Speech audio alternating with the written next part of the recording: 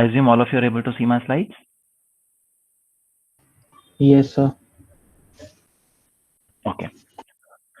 So in the last class, we were essentially looking at the logistics and getting to know some of you better.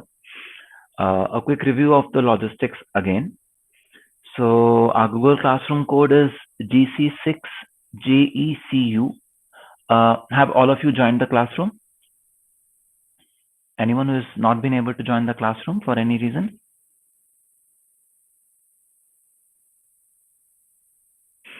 Okay, if there is no response, I mean all of you have at least joined the classroom. Great. Then we already discussed the out of class availability, that is office hours for myself and for the TAs are listed here. We had agreed on these hours. I hope there is no concern around them now. Is that okay? Sir, I think we decided that the Bilal sir and Biswaranjan sir will have different days. Biswaka, which other did we agree on? Was it Tuesday for Biswaranjan? So I No. think it was Wednesday, maybe. I don't know.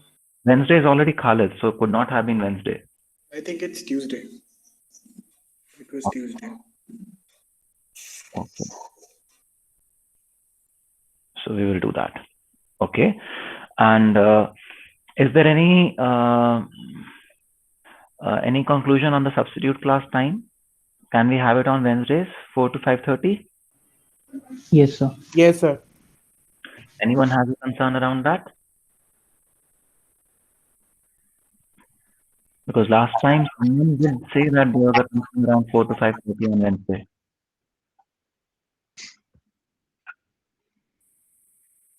Sir 5 से हो तो अच्छा होगा क्योंकि उस time पे वो math मेरे टीए का वो रहता है ऑफिशियल मीट सर के साथ बात करना होता है. So Sam, this is not going to be every week. This is going to be off and on. When we miss some other class, that is when we will have the substitute class. So it is not a regular schedule that we are keeping. So on one day you can tell your professor that you have a replacement class. Would that work? Yes, sir. Yes, sir. Sure. Well, otherwise it will be very difficult to find a common slot for all of us. Yes, Do sir. you see Yes. that? Yes, sir. Yes, sir. Yeah. So then we keep the substitute class time and time as 4 to 5:30 p.m. on Wednesdays.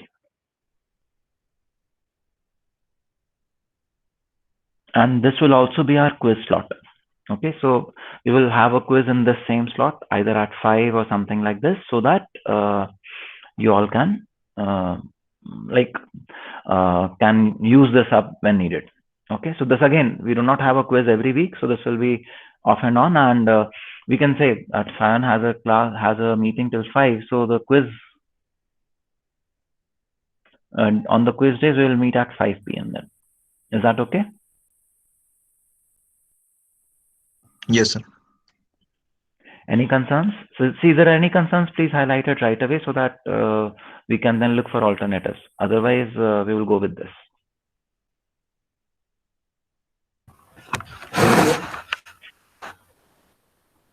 Hello sir. Yes. Sir Friday को अगर class sir अगर 10:45 से हो अगर possible हो क्योंकि sir इससे पहले वीडीएफ की क्लास रहती है तो उसमें मे भी थोड़ा सर एक्सटेंड हो जाता है इन केस डाउट में तो सर इधर ज्वाइन करना थोड़ा लेट हो जाता है तो अगर फ्राइडे को 10:45 से 12:15 तक. So some people would have a class from 12 onwards, no? Yes, sir. I have a class at 12. How can we do it? Okay, sir. Are you able to see this? It's not really possible, है ना? So ideally what each one of us should do is we should finish our classes around 10 minutes in advance. So this class, like we started at 10:30, we should close at 11:50. And then you have around 10 minutes to resolve any question answer so that you can join the next class in time. So I will also try to keep my classes closing by 11:50 so that I'm not saying I will not be around. I will still be around and you can still be around, but I will not teach anything more. I will resolve doubts only. If you want to stay back and hear how other people's doubts getting resolved, you can stay back. Okay, so that is how every professor should do. They should that is the intent. That is the way the timings in the calendar also put. The class is supposed to end 10 minutes in advance of that 1.5 hours. So you can request your professor of the earlier class to do it like that. Is that okay?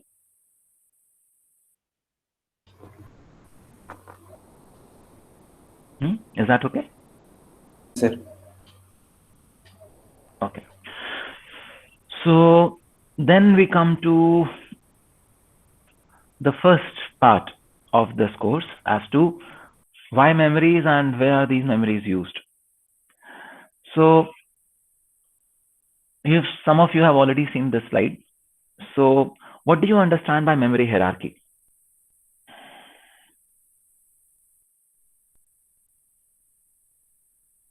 What do you understand by memory hierarchy or system hierarchy? Like, sir, to which kind of or which part of the memory should the processor have the first access, and then the for the specific tasks, like. Why is this hierarchy even needed? That is my question. Sir, actually processor is fast, but if my memory is not that fast, then even having a processor with that much of speed, it is useless. So for which we are using different memories of different sizes and different capacities at different blocks, so that we can match up to the processor speed. Thank you, Sayan. So this indeed is the reason. So what has happened is that as technology has scaled, processor speed improved like this. Let us say, okay, this is years and this is megahertz में speed. Let us say hundreds of megahertz में speed. So processor speed has increased like this. Earlier it was in the order of kilohertz, and then it is in the order of gigahertz today. But if you look at the first memories, let us say DRAMs, their speed increased only like this. So what happens? So what we see is that over the years, as technology scaling happened, there is a performance gap. This is called as performance gap.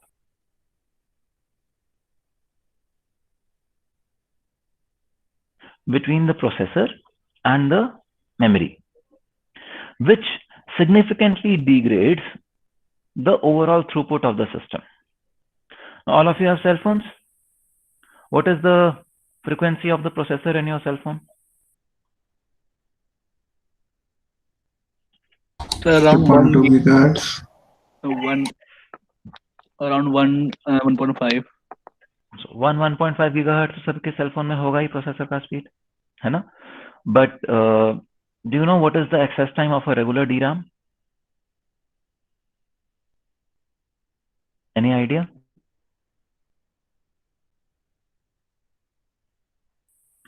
So typically an off-chip DRAM can be accessed over hundreds of nanoseconds, okay? Which means that you cannot access a DRAM at a speed faster than, let us say, 10 megahertz or something like that. So where does this take us? The processor wants new data. It wants to analyze and study or evaluate new data at a rate of 1.5 gigahertz or 1 gigahertz. But the memory says, I cannot give you more data at a speed faster than 10 megahertz. That is what the DRAM tells it. So what do? So we say that, okay, well, a primary reason of DRAM taking that much time, or one of the very big reasons of DRAM taking that much time, is because it is off chip. So if I have a small memory which is on chip and which stores the relevant information that I need,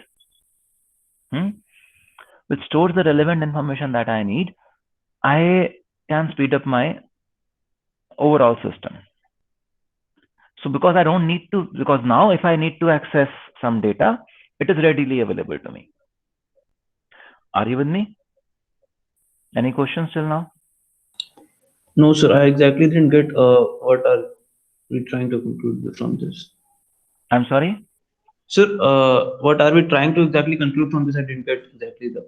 Yeah, I have not concluded. So don't anticipate what I am going to do. We will go. It's a journey. Yes.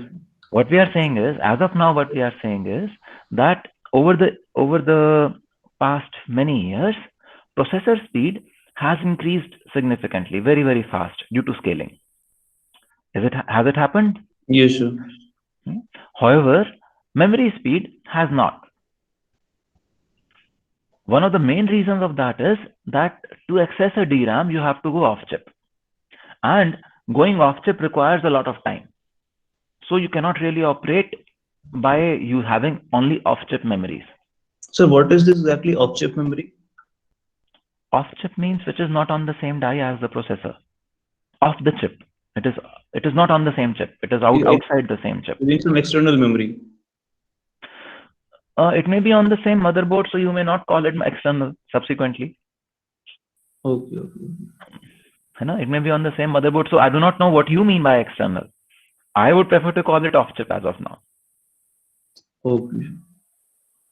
Okay. So off chip memory will not work. And therefore, we need to put some memory online, on chip. And that memory only stores a small amount of data, which we would call as cache.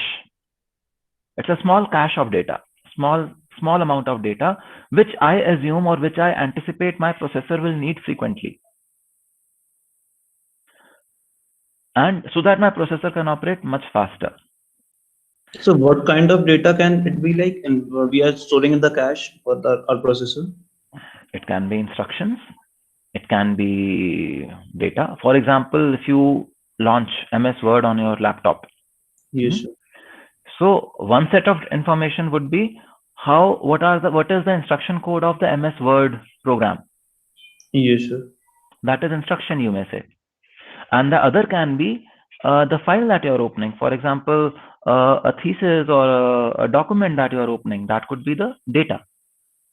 Yes, sir. So you would have instruction caches also, and you will have data caches also. Over here, we are not going into that detail also, Rajat. What we are saying is that we're first establishing the requirement of having something local and then something out off chip, which means that there is a hierarchy that we are putting in place. This is closer, this is farther. I will first access this, then I will access that. Okay, so we are first accessing the basic processor memory, and then we are accessing some. So we are setting in a priority. We are setting in a priority where we say I will first on a higher priority access this memory. If it is not there, only then I will go off chip. Okay. So that is what is called as memory hierarchy. Yes, Faisal. So what is the advantage of having the memory on the chip? Because if it is working on 10 megahertz, it will work on 10 megahertz on the chip and off the chip. So it is working on 10 megahertz because okay, let us say आपका ये die है और यहाँ पे दूसरा die है जहाँ पे आपकी मेमोरी है और यहाँ पे आपका प्रोसेसर वाला चिप है. ठीक है, तो इस चिप के अंदर से आप पहले तो रिक्वेस्ट बाहर भेजते हो. Yes, sir. Which would take, let us say, 5 nanoseconds if you just put it like that. Yes. Then this signal would travel on the PCB onto the other chip and enter that chip. Let us say this traveling takes another 10 nanoseconds. Okay, sir. Okay, I'm getting your point, sir. Then 5 nanoseconds. Then there is some access time for the memory. Now we are saying that, okay, cut all this. Put a memory here itself. We are reducing. Now it is the native memory. It is the native memory access time that I am interested in. So we are just reducing the delay from traveling from the chip to the external of the chip memory. Yeah, that is one aspect of it. Very true. So this is the need of having an on-chip memory, and this was the advent or the first step in saying that we need caches. We need a memory hierarchy. Okay. So in the earliest chips that had a memory hierarchy, all that you had was a small SRAM on chip, which would interface between the DRAM off chip and the processor. Okay. But in today's processors, for example, in a typical mobile phone processor that you have, there are at least 2 levels of caches. And in a server kind of a processor, which you would have in your EDA tool servers and everything, there are at least 3 levels of caches. Now, what do they mean? So it means that there is a processor, there is a small memory which is much faster, because speed of any circuit would depend on its size. Smaller the circuit, the lesser capacitances there are, it would be faster. So a processor interfaces with a small memory, and then there is also a bigger memory. If need be, this bigger memory would be accessed. And only even if this doesn't suffice, would I go off chip to access the DRAM. Okay. Again, the most important thing over here is that we want a memory hierarchy to fill the performance gap. Okay. यहाँ तक clear है? Hello. Yes, sir. Yes, sir. Okay. Then another thing that I want to bring to your attention is, which we will anyways cover later also, is that see, this first level cache, which we call as level 1 cache, has to really operate at the same speed as the processor. So you need it to be very, very fast. And it is also small in size. Okay. But this level 2 cache need not operate at the same speed as the processor, because it is farther away from the processor. I can accept it to be slower. But this L2 cache has to be much larger in terms of capacity. So what do I want? How do I want to optimize this one? I said that I will optimize L1 cache for high speed. How do you think I would want to optimize the large capacity cache, L2 cache?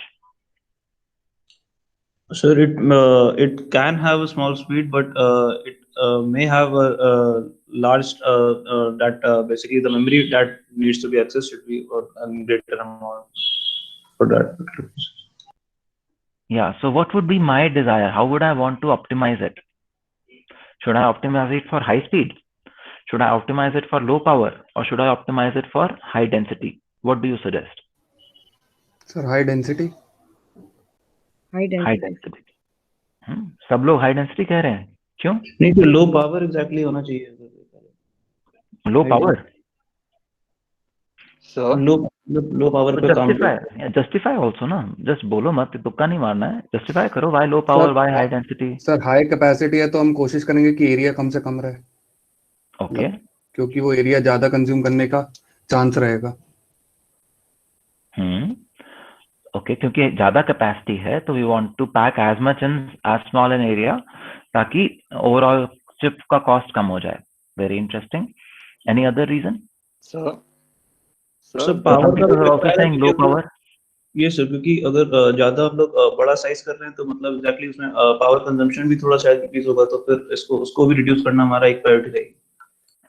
But इसको ये तो हम कह सकते हैं कि L2 cash तो access ही नहीं होगी बहुत फ्रीक्वेंटली. हाँ, ये सर. L1 कैश ही एक्सेस होगी, तो पावर तो L1 कैश की कम करनी चाहिए. सर इट लुक्स लाइक कि हमें साइज पे ही करना पड़ेगा. See, as a designer, as a circuit designer, as we discussed in the last class also, we have to take care of all the things. We have to take care of performance, power and area, all three. But मतलब ऐसा नहीं है कि हम बस area को फेंक देंगे और परफॉर्मेंस पे ही फोकस करेंगे. Even in the L1 cache, we have to be very careful about area. We will use a high density cell. We will look at it later in the class. So we will use a high density cell, but on the periphery side, we will use slightly larger circuits so that we can get better speed. Or we may use a different architecture, which could be slightly area inefficient, but definitely gives us better speed. So we cannot keep any of the three parameters, power, performance, and area, out of our view. We have to take care of all three of them, but our attention, the primary focus has to be how will it be higher speed for the L1 cache, and for the L2 cache, how should it be high density. Okay. So what this means is that when we talk about memory hierarchy, as we move up from level 1, which is, let us say, high speed, to level 2, which is, let us say, it could be medium speed and definitely high density, to level 3, which is definitely low speed and low density, high density, low speed and high density. And then we go to main memory, which is DRAM, which is off chip. And subsequently we go to non-volatile storage, which is NVM, which is like flash. Okay? So in the overall memory hierarchy, you have already heard about all these kinds of memories, have you not? You've heard about registers in your earlier classes, in your BTech or wherever. You have heard about SRAMs. So these are typically SRAMs. You know about DRAMs because whenever you purchase a chip, a mobile phone, even for that matter, it talks about how much memory it has. That is the DRAM. And then it also talks about what is the storage capacity it has, which is the NVM flash. So in this course, we will cover all these aspects, but we will spend maximum time on SRAMs, as we discussed in the last class also. Now, whether it is SRAMs, DRAMs, or NVM, what we'd also discussed, or what I'd also told you in the last class, was they have a largely similar top-level architecture, which is that they are organized as a array region, IO region, extech or row decoding region, row decoding logic, and control. So because this is the overall structure, we will, even though we spend a lot of time on SRAMs, if we understand SRAMs well, we can easily capture what is the architecture of DRAMs and NVM flash. Okay.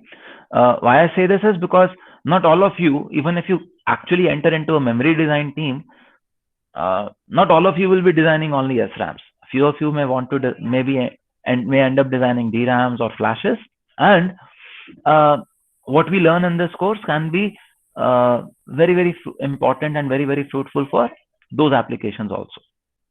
Even those of you who wish to go and become, design architects or something like that, a good understanding of this memory hierarchy is very important because, see, in advanced technologies, up to 80% of chip area is covered by memories.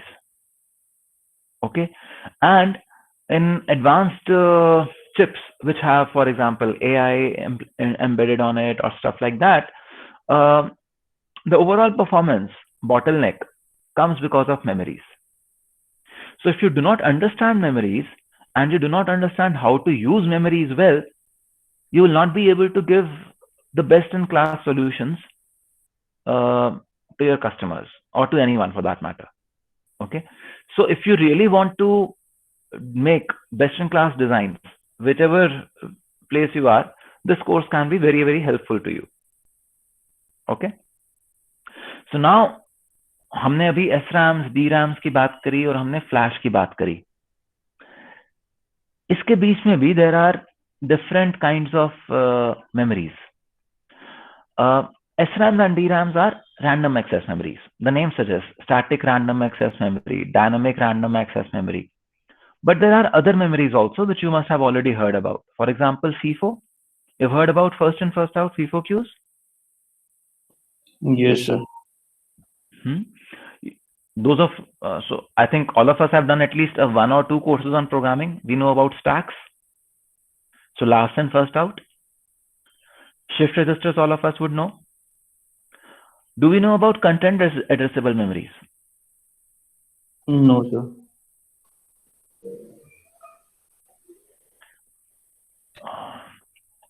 Anyone who would want to throw some light on it? Content addressable memories? Sir, general in memory case में हम लोग generally address देते हैं और हम लोगों को उस पर्टिकुलर एड्रेस में जो भी डेटा है वो हम लोगों को मिलता है. बट कंटेंट एड्रेसेबल मेमोरी में जनरली हम लोग जो भी बिट स्ट्रीम अपना पास करते हैं उस हिसाब से कंटेंट एड्रेसेबल मेमोरी हम वो डिफरेंट पैटर्न के साथ मैच करके हमें वो पर्टिकुलर जो कंटेंट हमें चाहिए उसका एड्रेस जनरली मिलता है। इसके केस में आपने वो जैसे गूगल का एग्जांपल दिए थे कि जैसे गूगल हम लोग कोई भी एक क्वेरी सर्च कर रहे हैं तो वो चीज अब राउटर में जाके राउटर डिफरेंट पोर्ट्स के साथ मैच करके देखते हैं कौन सा बेस्ट पर्टिकुलर मैच है, उस एड्रेस में वो पर्टिकुलर बिट स्ट्रीम को प्रोसेस करते हैं। Yes, thank you, Shan. So what we are saying is that while many times you would know what location to address, what location to access, and in those cases you will have the address of the location with you. But there would also be times when you have the content. For example, the example Shan gave, where he said that I have a router and I tell the router that please take or send this data packet to the Google server in the US. So now the router has to find which of the various output ports will take the data packet towards the US, towards the Google server. And in this case, it does not really know what address to send it to. It has the content. It has the content that I want to send it to the Google server. And then this content is matched and data is routed at the right port.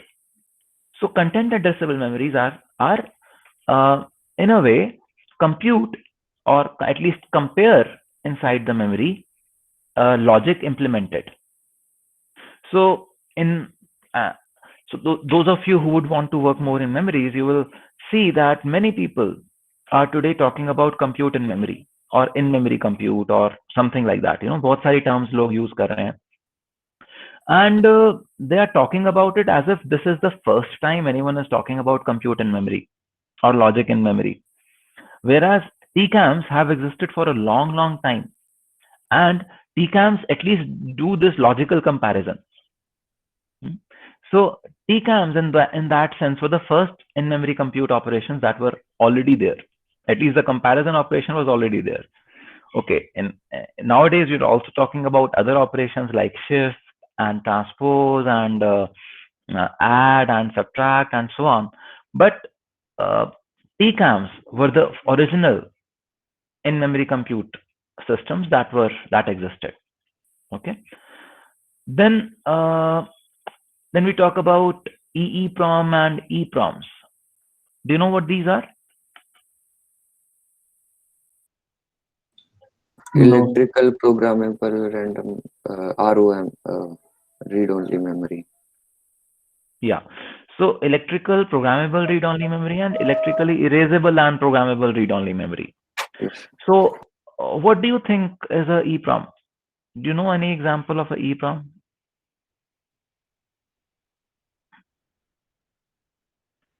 Or an EEPROM, do you know? So like in microcontrollers, we define some functions and that goes into the memory, and that is not like in a machine. In small machine, if we install a microcontroller, and then it becomes just a read-only memory, since we are not going to again do anything with it, so it is going to perform a particular function. Okay. So what you are saying essentially is that for every chip, we would need some read-only memory, which would hold the information like how to boot the chip up, for example, how to reset it, how to take care of situations when we have no other microcontroller or microprocessor controlling this chip. Yes. So just at power up, for example. So that is what is a read-only memory. That is the use of a read-only memory. And now, how you program that read-only memory differentiates between EPROMs, EEPROMs, and mass programmable ROMs. So mass programmable ROMs are ROMs which are programmed at the stage of fabrication itself. This level of programming or this kind of programming is the cheapest one. Because आपने कुछ भी extra नहीं पे करा, fabricate तो कर ही रहे थे, उसी फैब्रिकेशन के दौरान आपने कहीं पे एक्स्ट्रा कॉन्टैक्ट्स डाल दिए या एक्स्ट्रा वीआर्स डाल दिया एंड दैट्स इट. भाई आपको वीआर्स तो बनाना ही थे. In the same step you made just 10 extra vias and your ROM got programmed. No extra cost actually. And as we go farther away from this permanent programming to something like Flash, the cost slightly increases. Okay. Now, Flash is as a technology because it uses a certain behavior of the device, the physics of the device, is still very dense. Flash is much denser than DRAMs, which are again denser than SRAMs. But a ROM, a mass reliable ROM, can be denser than Flash. Okay. Now, in advanced technologies where Flash has been designed to store multiple bits on every device, those flashes are denser than ROMs, simple mass programmed ROMs. But when they started, mass programmable ROMs were the densest ROMs that existed. Okay. So if we look at it in terms of overall top level comparison, then we can say that SRAMs are very fast. Why? Because they can also operate at the speed of the processor. DRAMs are fast. They will operate in the range of tens of nanoseconds. Flashes are much slower. They will operate in the speed of a few microns of seconds. But flash density is the highest and that of the SRAMs is the lowest. A flash cell can be storing more than 1 bit per 1 transistor.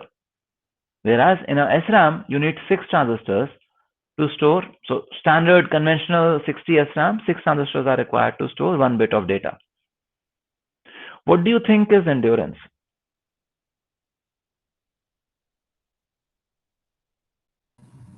Amount of read and write cycles that it can go through. The maximum number of read and write cycles that we can do on the circuit without breaking it down, without making it useless. So endurance for SRAMs is infinite. Actually, infinite means as many number of times you do read and write doesn't matter. But for flash, because you are using very high voltages and you're playing with the physics of the device, so when we will cover flash, we will see that the total number of write cycles is limited. So you can do around 10,000 writes in a flash. So is 10,000 writes sufficient? No, sir. Huh? No, sir. It depends on the application. Like if sir, if the flash is related to any is containing some information that is related to the boot sequence of any chip, then it doesn't need to be changed very frequently. So maybe through the lifetime of the product, we need to change it only hundreds of times or 150 times. So yeah, but how many of you are using these memory cards in your cell phones? These are flash memories. So there can be actually various sets of instruction that can should be processed in a single second also. So read and write cycles should be high. Something called IOPS, I've read somewhere.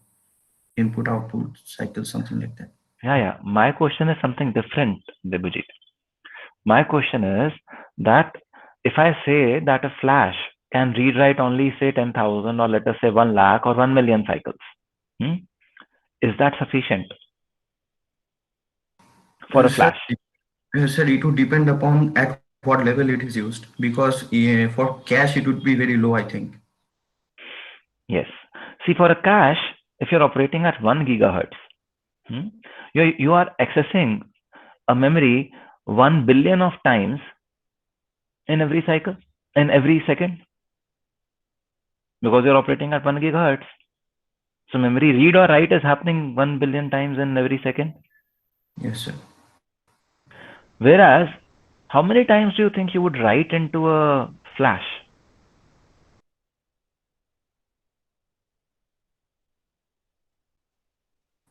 Sir, flash here you mean by the storage, actual storage device that is provided in a...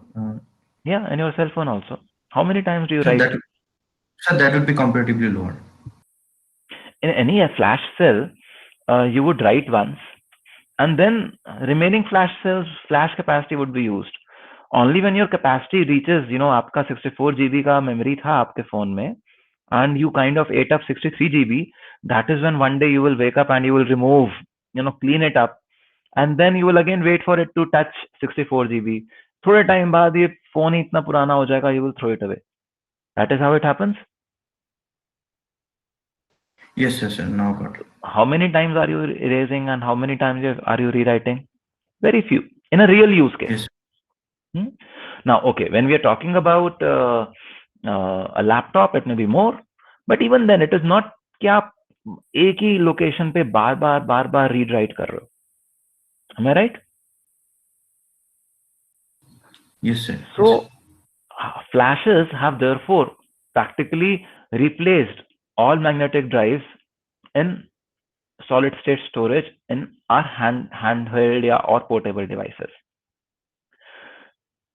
Where have they not replaced the magnetic drives? Which application they have not replaced the magnetic drive and may not be able to?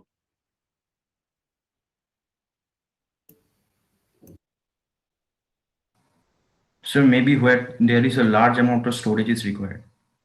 Yeah, where is that? Sir, means HDD, the hard disk. Yes, sir. Sorry?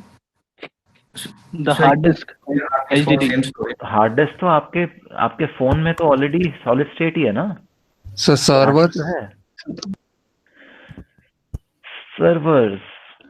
Okay. Sir, where there are regular accesses are required, like मतलब बहुत ज़्यादा rapid accesses are required, like in boot sequence thing. Boot sequence में तो आप ROM ही use कर लोगे अनुज. Sir जहाँ पे एक्चुअली कॉस्ट का कॉन्स्टेंट आ जाता है, जैसे कि So flash is actually much lighter and cheaper than the magnetic drives, नहीं? Magnetic drives के equivalent आई गई है flash तो अब. And it is lighter, so much more portable. Sir, yes, sir. That is the reason actually for the same storage, same amount of storage, flash would be much more costlier than the magnetic drives, I think. For example, if you see 2 TB hard disks and a 2 TB NVMe drive, that would be costing around 5 times to 6 times. See, okay, that is one thing, but don't always go by what the price is, because the price is also about, okay, I am giving you a light thing, the cost may not be that high. Okay, but irrespective of that, see, in cloud storage where you may actually, want redundancy of storage and you want a large amount of storage, and that storage can actually be read and overwritten so many times. Not because of you, not because of the users, but because the system wants it to be very, very stable. System would read it, write it again, read it, write it again at a regular frequency. See, do you realize that cloud storage is much more stable than having a 1 terabyte hard drive at your disposal? That 1 terabyte hard drive that you have at your disposal can fail. You can drop it, it is at risk. Whereas in cloud, every data is maintained multiple copies and verified, checked again and again that it is not got corrupted over time. So in cloud storage, it is the magnetic drives that are still the mainstay. Whereas for all portable devices, largely solid state memories have replaced the magnetic drives. So we were able to make this claim only because, like, saying that magnetic drive had a higher endurance specifically. That is one of the very big drivers, Swapnil. Okay. Because for the cloud storage, you want that storage to be there kind of perpetual. You realize this? You will not be क्या होता है cloud storage के context में, you just add more racks. More and more racks get added so that you add more storage. The existing racks are still available actively as storage to users. Users are reallocated different areas, so data from one part of the cloud would be pushed to another part of the cloud. So those are algorithms that they use internally so as to maintain a high reliability of their system. But it is one thing is very clear that they would do multiple writes on, and they would expect and they would want availability of the memory to be there for a very, very large number of reads and writes. Okay, much more than what a typical user would use for a portable device. And therefore, the system specifications require a very high endurance. That is also one very big reason why flash is not used there. Another reason is also power consumption. Magnetic drives would consume lesser power. So what is it? Where are we exactly using this cloud storage? How are magnetic drives associated with exactly the cloud storage data I'm getting? So what did you get when I said this? So basically, cloud storage is what exactly is this cloud storage? You tell me, what do you understand by cloud storage? You have your Gmail account. Yes, sure. Are you storing this data on your laptop? No, 15 sir. GB of Gmail. So where is it stored? So that only I'm not exactly understanding. So it's not stored with you. It's stored somewhere in Google server somewhere. Yes, sir. So that is called as a cloud. Okay. Yes, Because sir. that space is shared across hundreds and thousands of users. There is no one area where you say, okay, this is Rajat's drive. Yes, sir. There is a cloud. आपको नहीं पता आपका data कौन कौन सी disc पे पड़ा है. 15 GB ही है आपका data. Your data is 15 GB only. But one is there on this disk, one part is there on another disk, third part on another disk, and so on. It's spread all over the place. That's why it is called cloud. You do not know who is handling your data. Which server, which chip is handling your data. The system knows. So that you would not be able to pinpoint it. Like that, you mentioned Google server. So it's basically the magnetic memory of that Google server exactly where our data is actually stored. Yes. Okay. Okay. So why not use the DRAMs over there? Oh, DRAMs तो volatile है ना, Swapna? Okay, sorry. अच्छा, ठीक है. You see, DRAMs, so we're coming here only. DRAMs require refresh and they are volatile. DRAMs can't be used. ठीक है. So why the endurance is poor with flashes? Because they use very high voltages. We will look at that when we touch flashes. When you talk about flash design, we will look at that. You will see that they use very high voltages and therefore the endurance is low. Sir, I have an application oriented query. Sir like अभी आपने बोला वो Google से related, सो क्या वहाँ पे sir physical size का भी एक इशू होता है कि मतलब मेमोरीज जो होंगी वो मेरी बहुत बड़ी होंगी फिजिकल इन साइज में? तो फिर sir like we have in this LTE and 5G जो मेरे टावर्स होते हैं, तो सर उसमें भी यूजर के corresponding data is stored somewhere कि लाइक सिम कार्ड से रिलेटेड जो इन्फॉर्मेशन होती हैं, मोबाइल नंबर से रिलेटेड इन्फॉर्मेशन, तो सर वो भी हम किसी सर्वर में, server is basically the memory ही होगा वहां पर भी, तो sir there also we use these magnetic based memories. I do not know. I'm sorry. Okay, sir. I do not know. Might be, maybe not. Sir, but उसे भी server ही बोलेंगे ना? हाँ, but would you want to change that data as often? See, आपकी Gmail के अंदर तो आप डेटा बार बार हटाओगे, डालोगे, आपकी फोटोज जो गूगल ड्राइव होता है उसका डेटा आप बार बार एडिट करोगे, सब होगा, है ना? Yes, sir. Multiple people will collaborate on the cloud storage, so you really need lots of endurance there. Many people would access it. The same file will be available across to so many people. Yes, sir. So I do not know what is the usability or such specification for this server or with this system that we're talking about over here. Since I'm not aware of that, I can't comment. Anuj, I'm sorry. Okay, sir. Okay. Sir.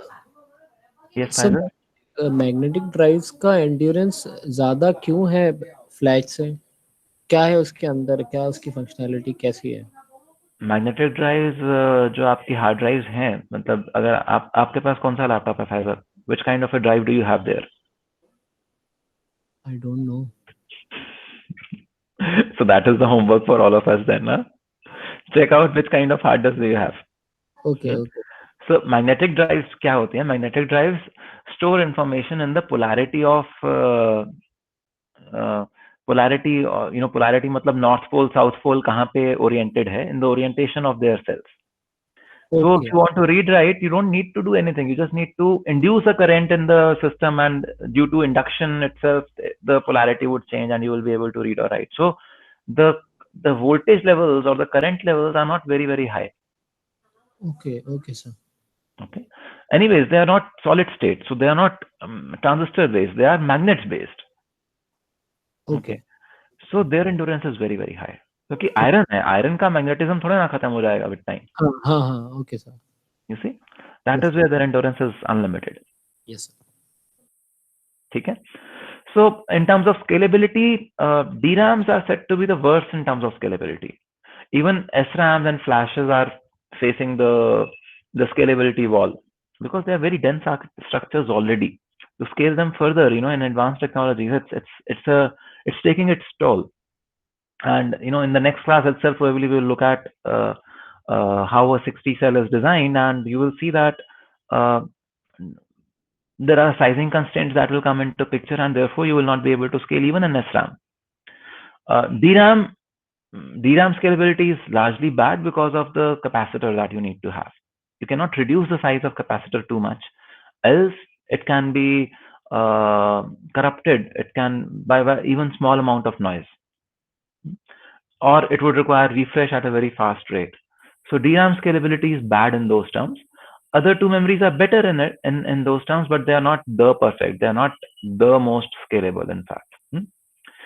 And the storage mechanism we will see for each of them: bistable latch, capacitor, and gate of the transistor, where we read and write through Fowler-Nordium tunneling or hot carrier injection.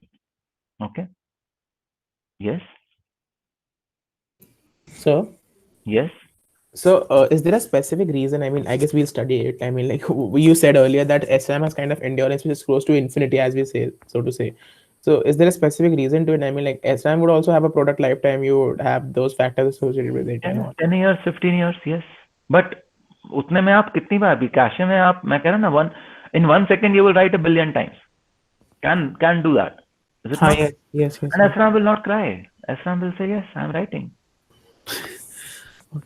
Okay. It will not fail. Okay. That is what we mean by endurance of an SRAM, or all unlimited endurance of an SRAM or a DRAM. Okay. Whereas flash you simply cannot do this. Yes, Ryan.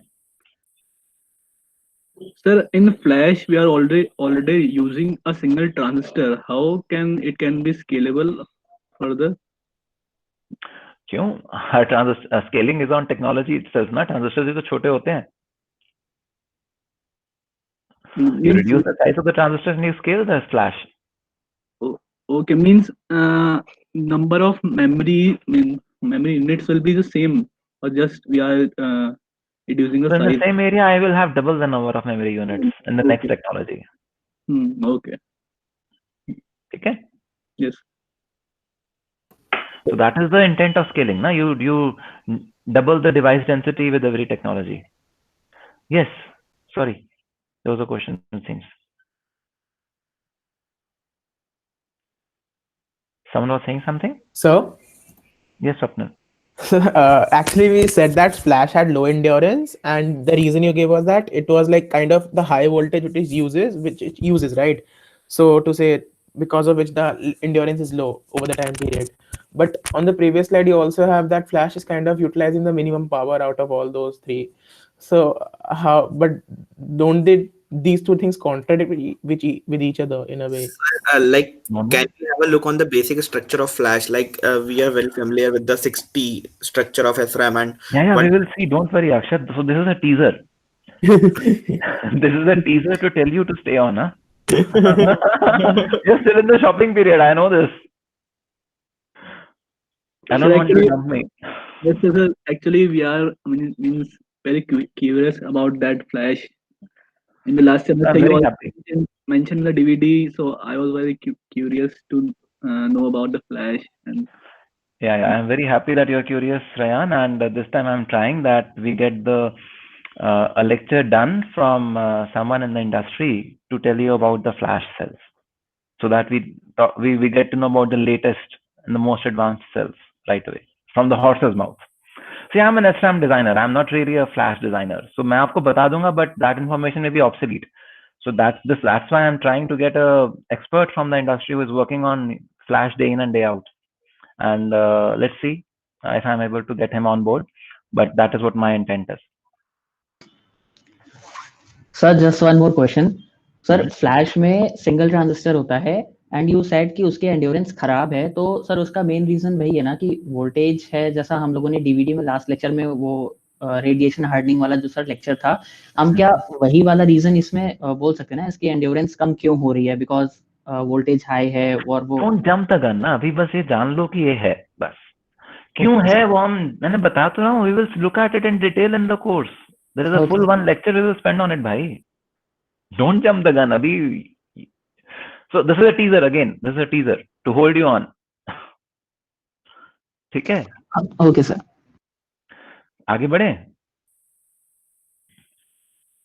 So I mentioned this memory structure हाँ मैंने आपको अभी थोड़ी देर पहले यही बताया था that in a memory you will typically have an array region and you will have decoders, you will have this IO region and the control region. आप कोई भी मेमोरी पकड़ लें उसमें ये 4 regions होंगे ही होंगे. That is how a memory is organized. ठीक है? And now I want to talk about one aspect. अगर हम कह रहे हैं कि मेमोरी ऐसे ही बननी है तो ये वाली मेमोरी कितनी बड़ी मेमोरी है how many bits are there 25 so this is a 5x5 memory 5 words of 5 bits let us say am I right we can say it like that hello yes sir so now suppose I want to make a memory of 5 words and 6 bits. What do I need to do?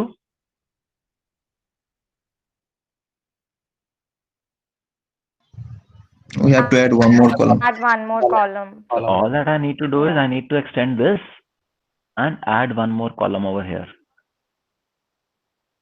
Am I right? And it will has its own pair of bit lines.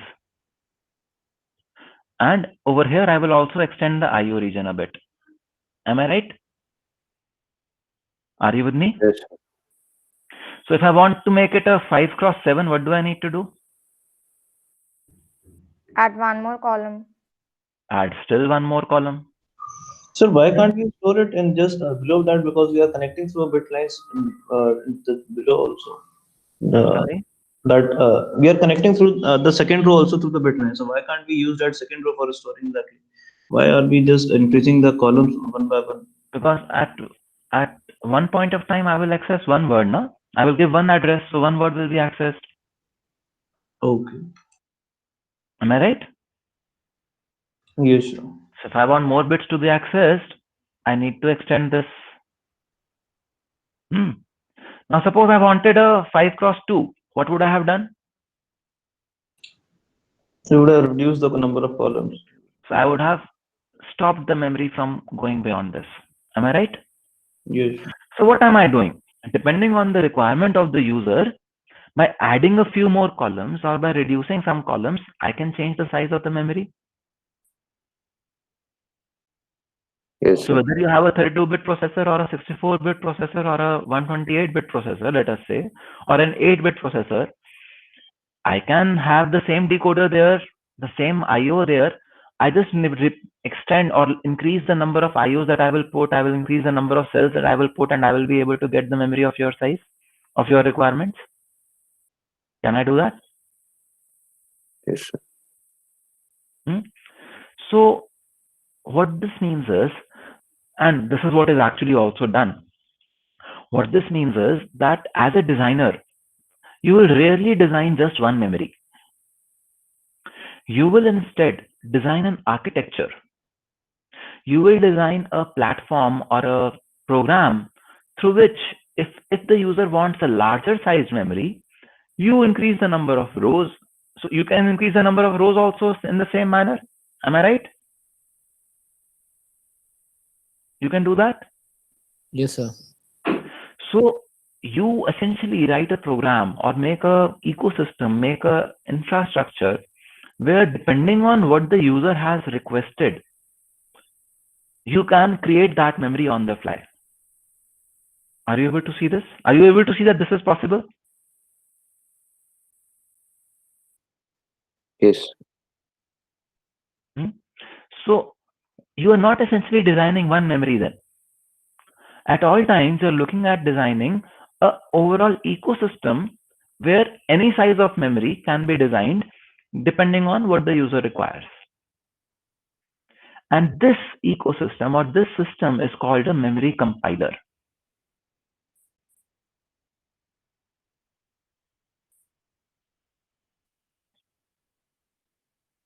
Okay. So when you go for any interview or in any, what do you say, in any company, if you join any memory team, you will see that you're not making just one memory. You are actually making a memory compiler. And why do you not make just one memory, and why do you make a compiler? How does it help you? So we never know when we would require some more memory for anything. So just by installing some other rows, we can exactly use it the way we want. Okay. Anything else? So this is right. This is not wrong, but there could be more reasons also. So because depending on the application, you would want to access different, bits, and like suppose you would want to at one time you would want to the full 32-bit, maybe on 16-bit, maybe 8-bit, and that would actually increase access times if you don't have sufficient rows to subside that application specific requirement of memory access. What do you mean by application, Swapnil, over here? Because that's tricky. Maybe the cache hierarchy only. Different cache hierarchies or at the different cache levels would require different memory arrays or structures. Okay. जैसे अभी हमने बात करी, if there are two levels of caches, L1 and L2 cache, then we know that there are two sizes involved at least. Yes. So on any chip, on any advanced SoC today, when you go and become an SoC designer, you will see that on any advanced SoC, there are thousands of memory instances, thousands and thousands of them. And there are at least a few tens, if not hundreds, of unique memory sizes also.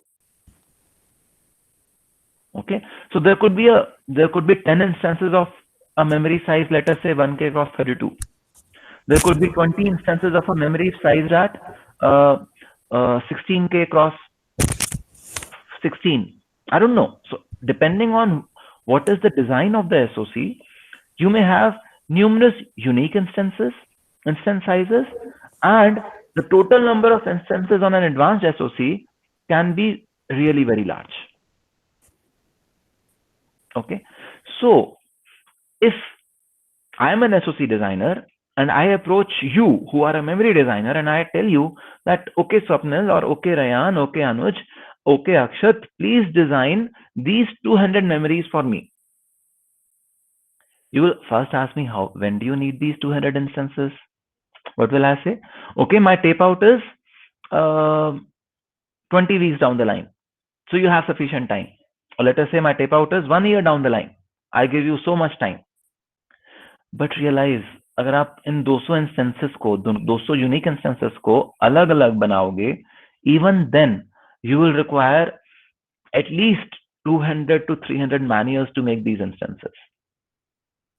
200-300 लोग चाहिए होंगे, मतलब at least one person for full 1 year doing just designing a memory. That is when you will get one instance. So you will need 200 to 300 people working on meeting the requirements of just one SoC. ST की पूरी memory team जो है, that is something like 70 people, and it is catering to all the hundreds of SoCs that ST makes. What do we do?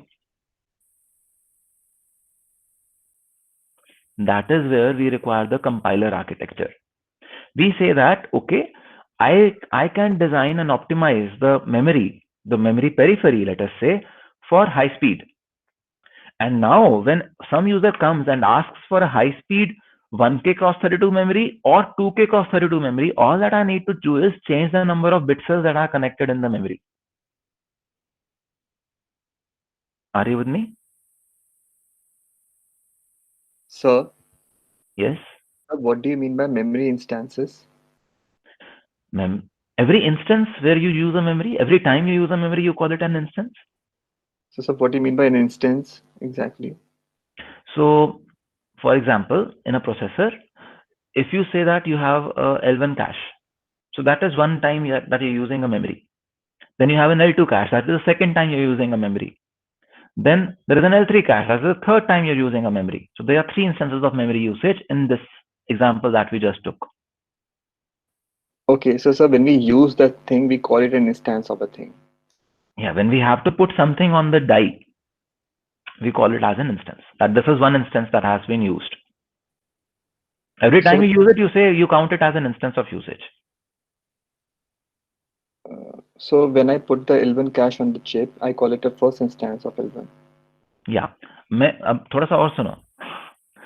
Now, as we will talk about it later, we will talk about it as a 4-way set associative L1 cache. That means L1 cache will actually be made of 4 instances, which are 4 sets. Okay? Then we would say there is a separate instruction cache and there is a separate data cache. So L1 cache has a separate 4 instances for data, a separate 4 instances for instructions. So at the L1 hierarchy, for every processor, you have 8 memories right away. मैंने अभी गिना दिया आपको. Yes, sir. And then how many processors do you have on your mobile phone? How many cores do you have? So 4, I think. So yours is a quad core. Mine is an octa core. Someone else would have a hexa core. Someone else would have a 12 को क्या बोलते हैं यार जितनी भी 12 cores. So you see 8 into 4 or 8 into 12 or 8 into 8. So many memories just for L1 cache purpose. So, but I'm not able to clearly understand still what instance the word instance mean because it is used. So what does word instance mean in English, Raghav? So the occurrence maybe. So as many, exactly the same way. How many times this particular 1K cross 32 memory is occurring on this die? I say I have 4 L1 caches. This is the processor. And there are these 4 instances of L1 cache. Okay, sir. So I'm using English terminology also. This is no technical or electrical jargon there. Okay, sir. Okay. Sir memory instance को ये बोल सकते हैं क्या कि जैसा sir अभी आपने बताया ना कि इतने कोर के प्रोसेसर्स, तो मतलब मेमोरी इंस्टेंस मतलब वो कितने लोग उसको इंडिपेंडेंटली एक्सेस कर सकते हैं? नहीं, that is a different thing. वो उसमें मत कंफ्यूज हो. We will talk about that also, but that is a different thing altogether. Instances occurrence. Raghav ने जो बाद में क्लोज करा, that is the best answer to it. He himself knew the answer. Okay, sir. As many times you have it, as many instances you have. As many times that instance occurs on your silicon die, that is the number of instances you have. Okay. Okay. So now, are you able to see that if someone needs a high-speed memory, or then I just, as a designer, I just need to make one architecture and then I can compile whatever size the user needs. Are you able to see this?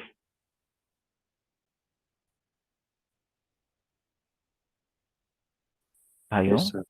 So then where exactly we would add these instances like we have that L1 cache. So we created in 4 instances in that. So now put them on the chip. We have put them on the chip. Now if we again want to just extend these memories, so what exactly we would do? We would again design a new chip. If I want to change the size of the memory, the same chip is already fabricated. Now I need to design a new chip. And then, sir, where does memory compiler comes into role? Because as a SOC designer, you will not design memories. You will come to the memory team, which designs memories to give you those memories. So they will design them through a infrastructure, which is called as memory compiler. They will not handcraft each and every memory for you. So they will just update and give a new chip, or they'll just update and give a new chip. Exactly. They will not give you a chip. They will give you the card views. You will use them in your chip. So you remember the overall chip design flow that we discussed in DVD? No, sir. We have not done DVD. We have built a batch. That is 3. So is Biswa here? Biswa? अभी कौन सा TA attend कर रहा है आज class? I think so. Khalid hai. Okay. So, Rajat, and all the students, please, I have already mentioned this to you in the last class. Biswaranjan is the person who should be able to help you when you need information on DVD. So, आप already Biswaranjan से contact करो. This information, so this lecture, the overall design flow and the design steps we've discussed in approximately 2 lectures in DVD course. Okay, so it would make a lot of sense that you review that also. Okay, sir. Okay, so as a SOC designer, you will use IPs. Okay, so now I'm getting you कि ये doubts क्यों आ रहे हैं. So I would strongly recommend कि DVD के first 2 lectures आप एक बार please soon low, because अगर वो नहीं होगा तो फिर हमारा terminology में there will always be a gap, and it will struggle, and you will struggle and I will struggle. Both of us will struggle. Yes, sir. So, sir, it would be good if, and please for ask future also, sir, if there is anything like we would like to associate with DVD, then you can just mention it out so that we could contact. Yeah. So I will do that. So Biswa ko bol ke you get access to those lectures, and then you can review those first 2 lectures. ठीक है? Okay, sir. Okay, sir. Devisha, you were saying something? No, sir. I was just saying that Khalid is here. Okay. So memory compiler पे वापस आते हैं. Memory compiler समझ में आया? Memory compiler is just a software program and an ecosystem जहाँ पे आपने memory cell बना दिया है, IOs बना दिए हैं, decoders बना दिए हैं, control circuitry बना दी है, and then based on the size that the user requires, you just tile these things adjacent to each other and create a range of memory sizes, memory instances, depending on what the user needs. Sir? Yes, Raghav? So using the compiler architecture, the compiler software, we are basically making the mask, the design of the mask. No. We're just making this is a software. Mask की बात नहीं आ रही अभी, Raghav. So mask is a different stage. It's a different abstraction. Okay, sir.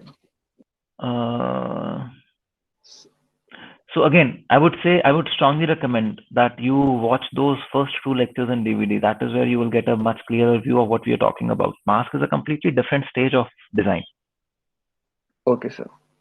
Okay, we're still talking about आप SOC design ही कर रहे हो. Are you doing VDS? Yes, sir. So VDS में उन्होंने आपको chip design flow नहीं बताया अभी? सर आज पहला लेक्चर था तो उसमें एग्जैक्टली बस आज मेंशन किया गया कैसे हम डाई क्रिएट करते हैं और थोड़ा बहुत मतलब डिजाइन से रिलेटेड 3 स्ट्रक्चर्स, एक functional structural cell design basically and Yeah. You will see this in much more detail in VDF actually. मेरे को DVD में I have to put in those 2 lectures simply because students have not done VDF by then. Okay, but since you guys are going to do VDF right away in this semester only, possibly in the next lecture of VDF itself, things will become clear to you. Okay, sir. Okay, but I would still recommend, अगर आपको नहीं होता है clear, then please go ahead and view the recordings of the first 2 lectures of DVD also. That would help you more. ठीक है? Sure, sir. So I understand there is some glitch with the new joinees, new MTech students. The earlier ones, is it clear to you? Yes, sir. Yes, sir. Yes, sir. Yes, sir. Yeah, so it means that ये लोग DVD के वो 2 lectures पढ़ लेंगे तो इनको भी थोड़ा सा clear हो जाएगा. I hope so, हाँ?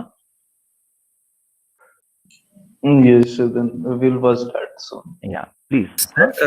ये मेमोरी कंपाइलर जैसा कुछ ऐसा है कि सर जैसे हाई स्पीड एप्लीकेशन के लिए डिकोडर का एक पर्टिकुलर आर्किटेक्चर हमें पता है क्या है, तो हम बस ये बताएंगे कि सॉफ्टवेयर को कि हमें कितने नंबर ऑफ रोज है उसको डिकोड करना है और वो अपने आप ऑटोमेट करके वो डिकोडर डिजाइन कर देगा. Exactly. डिजाइन नहीं कर देगा, वो आपके डिजाइन को बस स्टाइल कर देगा. डिजाइन तो आप कर चुके हो. मतलब हाँ सर वही आपको design. So now what this means is, so why am I talking about the compiler in the first place? मैं आपको ये ना भी बताता ना तो भी मैं पूरा कोर्स कवर कर सकता था. ठीक है? But I'm talking to you about the compiler because it is a very important constraint when you will design memories in the industry. The compiler perspective is a mandatory perspective when you provide or when you propose any new design feature. You propose some design feature, the first question your manager would ask you, okay, how will it fit into the compiler? What will you do when you have lesser number of bits? What will you do when you have more number of bits? What will you do if you have odd number of bits, and what will you do if you have even number of bits, and so on? Because a compiler can generate all kinds of combinations, is it not? आप एक column भी add कर सकते हो, आप 10 columns भी add कर सकते हो. So there could be odd columns also, and there could be even columns also. So compiler perspective is very important for a memory designer to keep in mind. DVD जब हमने करा था तो हम एक सेल देख रहे थे और only thing we were worried about was how will we ensure DRC from the adjacent cell. याद है आपको? Yes, sir. So that when we put together two cells, they should not have any DRC between them. In memory, you will actually see that we are actually trying to overlap to save area. Okay. Instead of this, we will overlap ताकि area save हो. So यहाँ पे DRC छोड़ना नहीं है, यहाँ पे तो overlap करना है. But what is very important is whether you overlap or not overlap. Now there can be multiple number of ways, there is a multiplicity of ways in which your memory can be configured. So you have to take care of all of that. That is the primary complexity in a memory compiler. Okay. So this is just to give you that feeler. The design is much more complex than what we will touch or what we will do in this course. But what we learn in this course will enable you to handle that complexity also later. Okay. Because as soon as you go into the industry, you will hear the term memory compiler. But वो आपने कभी सुना नहीं होगा. So that is where I wanted to introduce this term to you and explain what it means. It is no rocket science, it is simple. But you should understand it well. Okay, you should not be in a completely blackout zone कि पता ही नहीं है कि memory compiler क्या है and then you have done a course on memories. ऐसा नहीं होना चाहिए. ठीक है? Yes, sir. Sir, just one thing. Sir, this memory compiler, is this a technological specific or it's a industry specific thing? Means Intel will have another kind of specificity and then. So इसको इस तरह से देखो Sneha.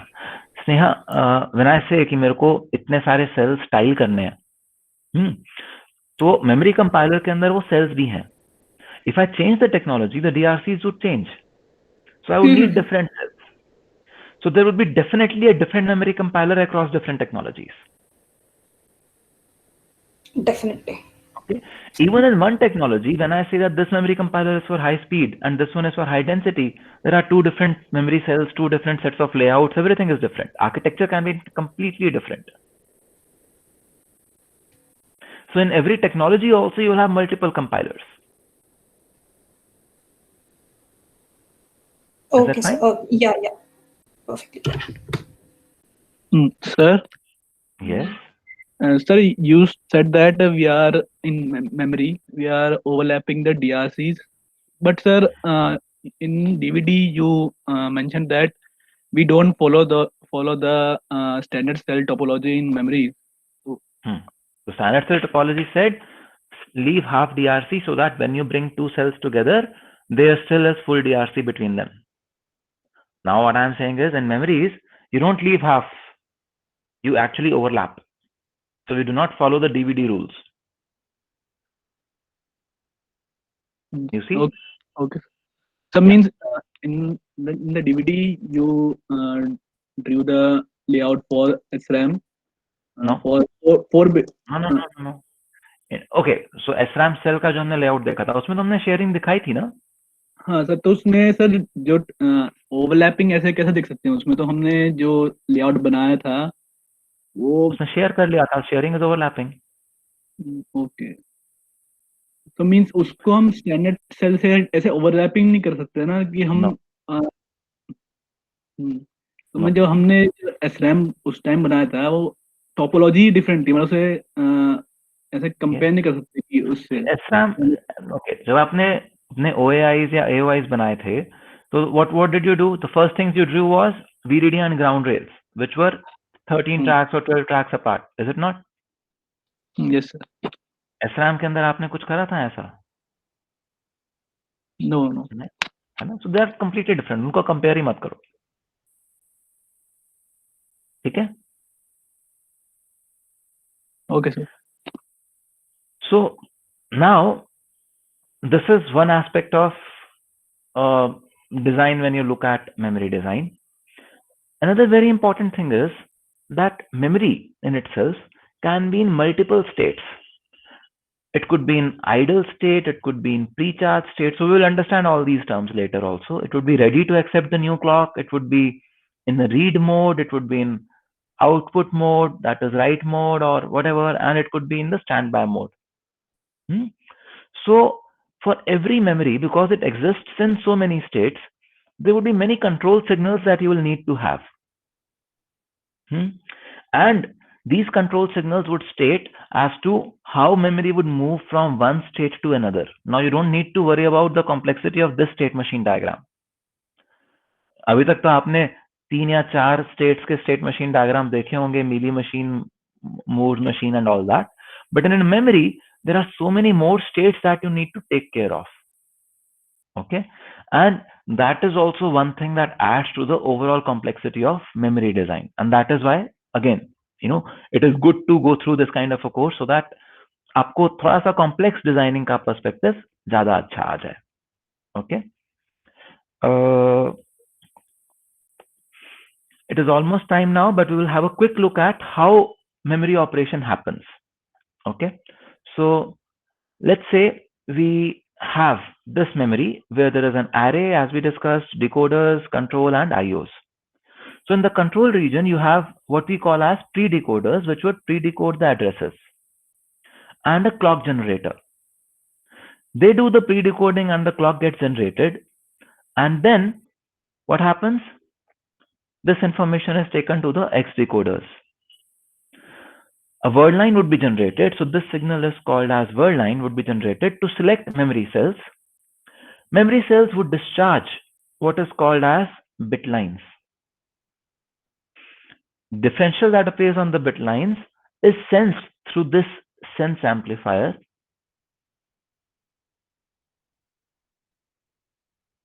And you give the output at Q pin. So this is the read cycle. A very quick view of how the read would happen in a memory. See, in a flip-flop, you give a clock and read happens right away. Is it not? Q would come as soon as you give a clock. Are you with me? Yes, sir. However, in a memory, Yes, sir. you give a clock, because there is an addressing also involved, you first need to decode the address. There are so many locations in a memory. Flip-flop is only one location. Usko clock aayi to usne output dena hai. But in a memory, there are so many locations. So you first need to identify which location to read. So this decoding has to happen first. We would generate what we call as a word line. And then we would discharge the bit lines. So these are called bit lines. And then we would have something which is called a sense amplifier, which would amplify the small differential on the bit lines to give a output. यहाँ तक clear है? Read operation का overall top level view. Is it clear? Any questions? So top level clear है, but ये जो specific terms हमने word line use किया जैसे, तो इसका क्या function है? जैसे कि यहाँ पे We will see that. Yeah, we will see that. मैं अभी नाम introduce ही करा है. We will see the function. Don't worry. Okay. We'll come to that in detail. ठीक है? यहाँ तक clear है अभी? Okay. So now let us look at the write operation. How does write happen? So again, clock and post decoder and memory cell selection happens the same way. But now there is a data, okay, that is buffered, and there is something which we call as write driver, through which you write onto the bit lines so that we are able to write into the memory cell. So this decoding is anyways needed because you want to select a memory cell. But instead of now reading from the memory cell, you write into the memory cell from the data up. So in the IO region, you have the sense amplifiers, which read the bit lines and amplify, and the output buffer, but you also have the input buffer and the write drivers. This would make a full IO. Are you able to see this? So for every bit, you will need this functionality, read and write. Okay. And yeah, I think this we can look at in the next class. The next slide onwards, we can look at in the next class. It will also be a refresher for what we started here. Is that okay? Any questions? Sir? Yes.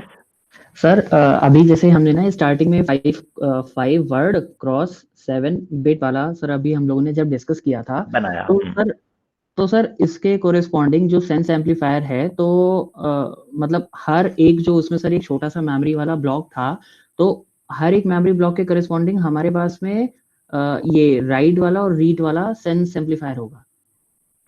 Okay, सो हमारे जितने columns थे, हमने जब 7 bits का word बनाया तो 7 columns आ गए. Yes sir. तो हर कॉलम के लिए एक होगा. हाँ ठीक है sir.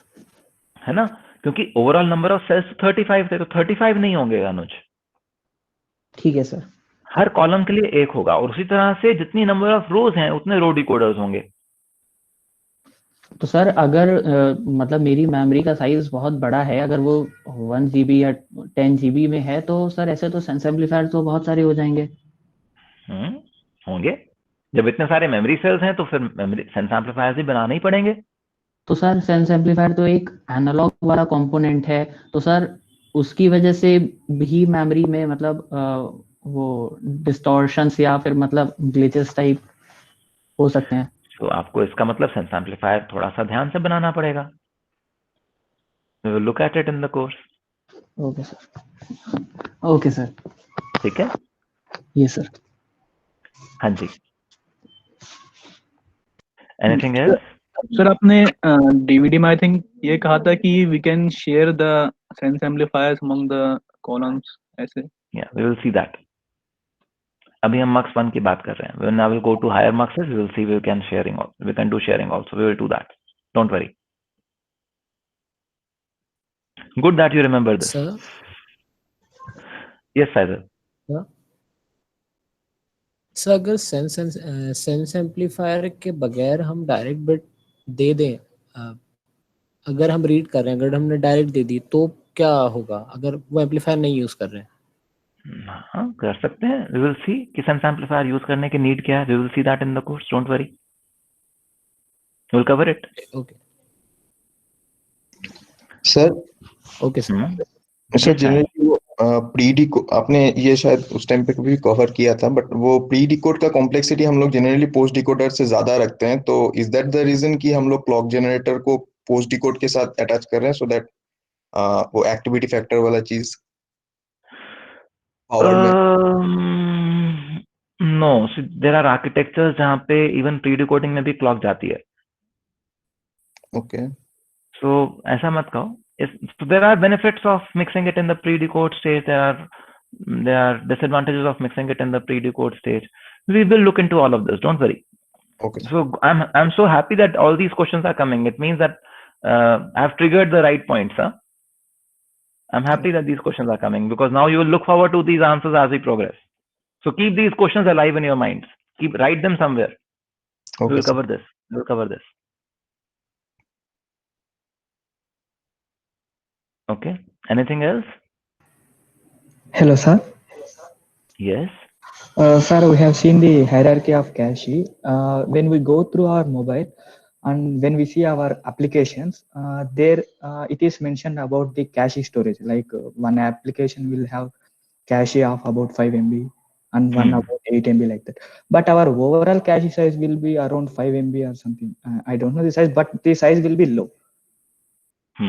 Then what it represents, like one application is having 5 MB, another is 8 MB. Overall, it will be 13, which is more size compared to our overall cache size. So we will see this. When we will look at the cache hierarchy subsystem. cache subsystem, we will see this. Don't worry. So we discussed the course flow and the content in the last lecture, na? So we will cover L1, L2 caches, everything in detail in this course. So we will see that. Okay, sir. Okay. So I'm just dropping questions in your minds as of now. Yes, Sahil. Sir, as we discussed that if there are Sahil, एक minute. Before other people start to leave because it's about to be 12, I wanted to inform all of you that आपके जो DVD वाले groups थे, you cannot continue with exactly the same groups in memory design course. I will not allow that to happen. Okay, you have to juggle, you have to mix around with other people. It is very, very important. See, if it was a physical semester, that would have anyways happened. But it's an online semester. We have to make a conscious effort to interact with more people and work with more people. Okay, so it will not be allowed if you can maintain the same groups as there were in DVD. I will reject those groups. We will not work in the same project groups. So look out for new people. It's best if all the 3 people or all the 4 people in our project are new, in the sense that they have not worked together in this DVD course earlier or in another course earlier together. Okay, it is important for you to grow. It is, देखो मेरे को क्या फर्क पड़ता है आपने किसी भी तरह की टीम बनाई, but फर्क आपको पड़ेगा, because if you do not learn how to gel with new people, other people, when you join the industry or anywhere, you go anywhere else in life, you will struggle. So I want you to make new groups, completely new groups, preferably completely new groups, otherwise at least 1 new member in every team. Okay, this is mandatory, not negotiable. Yes, Sahil, you had a question, please. Yes sir, so I was asking that अभी हमने कहा था जितने column उतने sense amplifier Max 1 में. Yes sir, तो sir जैसे memory का साइज बढ़ जाएगा तो हमें बहुत सारे सेंस एम्पलीफायर चाहिए होंगे, तो sir as of now industry में कोई एडवांसमेंट है कि we are trying to reduce the number of sense amplifier? वो भी हम अगली क्लास में ही देख लेंगे. ओके सर, ठीक है, अगली क्लास में या फिर उसके बाद आज से 5वीं 6ठी क्लास में भी देख लेंगे. Don't worry. Sir. Yes. So I have one question. Sir, here the need of pre-decoder and post-decoder, it will be discussed in this course or it was discussed in DVD? We will quickly touch upon it in this course, but it was discussed in a lot of detail in DVD. But no. So we discussed logical effort in a lot of detail in DVD. But why we need a pre-decoder and why we need a post-decoder, that may not be very evident to even, because we did not discuss it in as much detail in DVD. So that aspect we will discuss here. But how to size or how to design these, this we had discussed in DVD in a lot of detail. So that is the logical effort concept that we will use in this course also. So there is a relevant lecture that you can check in the DVD course.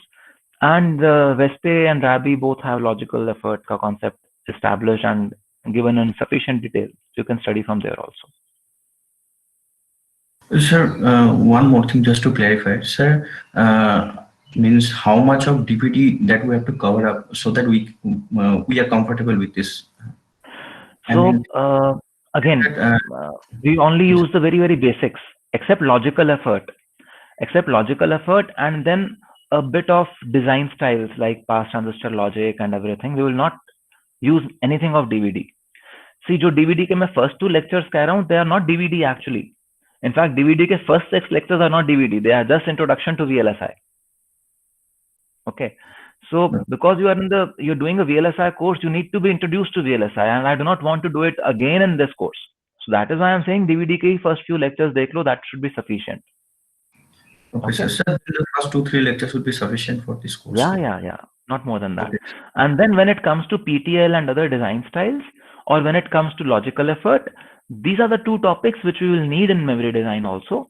That we can specifically, we can arrange office hours with Biswaranjan. कि आप उन lectures को पहले देख लो. Then if there are any doubts, you check with Biswaranjan. And if अगर उसके बाद भी resolve नहीं होते हैं, then just touch base with me in my office hours and I will be happy to resolve them for you. Okay, sir. Thank you. So not more than 2 or 3. So first 2-3 lectures which are introduction to VLSI. They will not just help you in MDT, they will help you in whichever other VLSI course you are taking. Okay, they are not introduction to DVD per se. They are introduction to VLSI. Okay.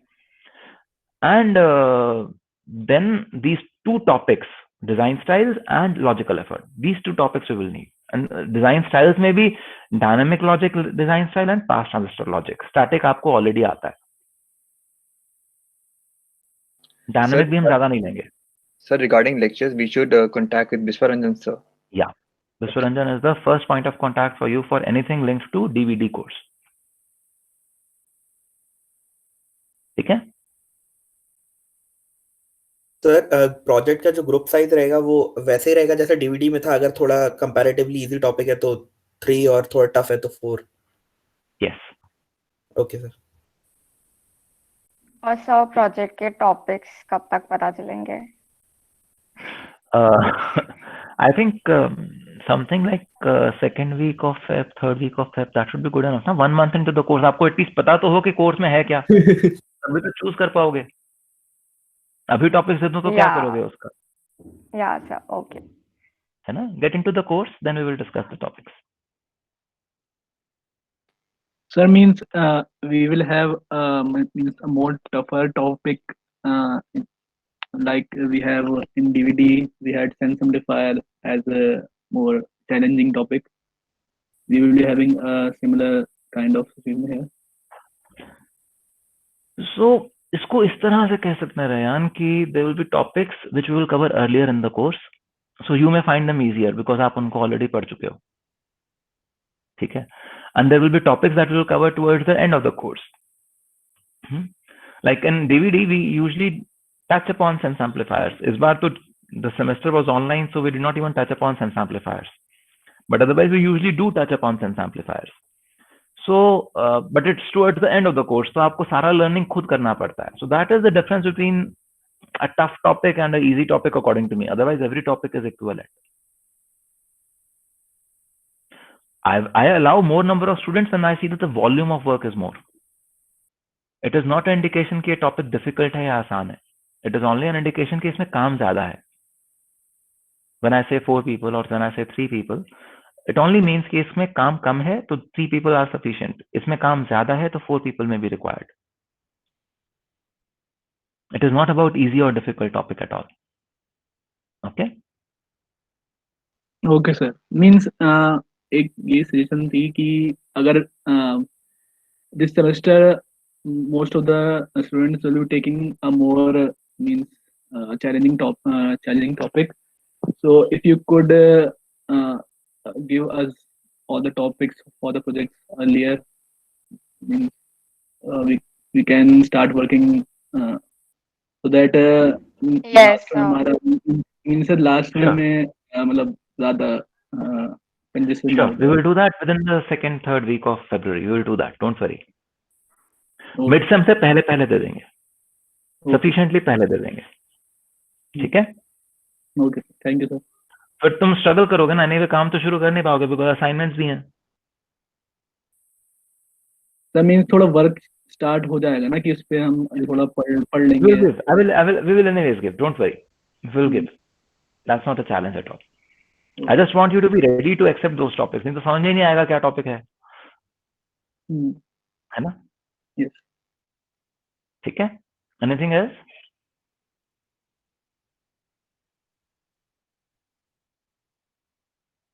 So then we can close the class. Thank you guys. All the best. And see you on Tuesday then. I will upload the recording on the Google Drive.